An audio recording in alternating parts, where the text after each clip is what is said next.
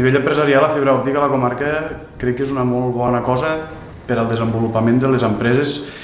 que pot portar una generació i una creació d'ocupació molt important a la nostra comarca. En matèria d'avantatges en quant a comerç online, aplicacions, programes que poden tindre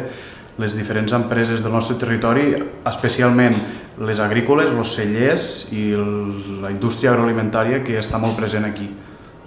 Els espais com un centre empresarial o un espai coworking també se poden beneficiar molt d'aquest desplegament de fibra òptica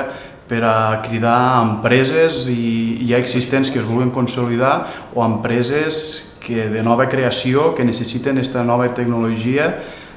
que els hi pot aportar moltíssim.